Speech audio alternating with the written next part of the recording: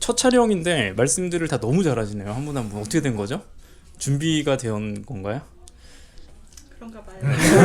여기 대답을 못하는 준비가 안 되고. 그러면 이번에는 강아지와 같이 행복하게 사는 게 우리 꿈이에요. 오랫동안 행복하게 사는 게, 그거를 할 수 있는 팁 한 가지씩 말씀해 주시겠어요?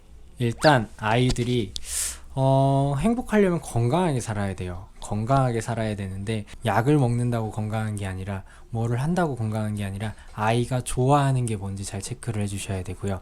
그리고 우리 아이가 이게 좋아하지만 이게 우리한테 득이 될지 해가 될지 한 번 더 생각을 해주시고, 이게 좀 어렵다 싶으시면 저희랑 한번 상담을 통해서 이런 부분이 아이한테 득이 될지에 대해서, 좋아하는 걸 하면 좋겠지만 이게 아이한테 진짜로 생각을 해보면 해가 될 수도 있거든요. 그런 부분에 대해서 한 번쯤은 같이 생각을 할 필요성이 있지 않을까 생각이 듭니다. 이런 설명 알기 쉽게 해드리면, 터그놀이를 막 심하게 해서 치아가 깨져서 오는 아이를 봤고요. 산책을 3시간씩 해가지고 관절염이 되게 심해져서 온 아이를 봤고요. 아이가 좋아하는 자연식 생식을 너무 과도하게 해서 영양 불균형이라든가 췌장염으로 온 아이도 봤거든요. 아이가 좋아한다라고 해서 그거 다 하지 마시고 주치의랑 상의가 필요하다, 이런 말씀 맞나요? 저는 우선은 아이들과 함께 행복하게 살려면 아이들이 건강하게 최대한 병원에 안 오는 게 중요하다고 생각하거든요. 저는 수의사긴 하지만.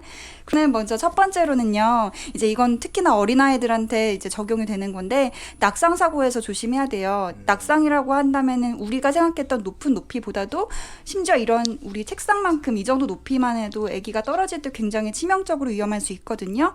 낙상 사고 주의해 주시고, 두 번째는 강아지들은 굉장히 호기심이 많습니다. 그래서 이것저것 많이 주워 먹거든요. 우리가 생각하면 이해가 안 가는 것들, 예를 들어 사람 약 같은 것도 먹어요. 장난감도 먹고.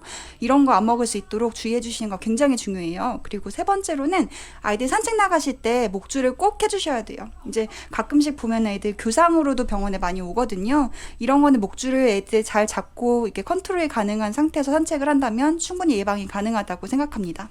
하더라도 저희가 골절로 입원한 아이가, 수술을 한 아이가 있잖아요. 근데 그 골절 아이가 큰 외상이 아니었기 때문에, 특히 5에서 12개월 포메 푸들은 골절이 굉장히 많으니까 조심하고, 모든 품종에서 성장판이 딸깍하고 끌어지는 경우가 너무 많아요. 5에서 12개월. 근데 전부 다 로우 에너지, 충격이 별로 없는데 미니멀 트라우마 아니면 일상 속의 외상, 이렇게 얘기하는 아주 작은 충격으로 그렇게 되니까 5에서 12개월 특히 성장기에는 극도로 조심해야 될 것 같고, 항상 저희가 캠핑 가서 양파 아니면 짜장면 이런 거 먹고 나서 굉장히 오랫동안 고생하는 아이를 너무 많이 봤거든요. 그러니까 다 맞는 말씀인 것 같습니다. 저도 앞서 해주신 이야기랑 좀 겹치는 부분이 역시 있지만 간략하게 말씀드리자면 보호자인 우리가 좋아하는 것하고 아이가 좋아하는 것하고 사이에 균형을 맞춰주는 게 좀 필요하다고 생각해요. 예를 들어서 간단하게 말하자면 스킨십을 할 때도 나는 머리를 잡고 이렇게 흔들어주는 게 좋고 등과 엉덩이를 막 이렇게 문질러주는 게 좋은데, 저희 집 강아지는 엉덩이를 그렇게 문지르면 저한테 이빨을 보이거든요. 그러니까 싫어하는데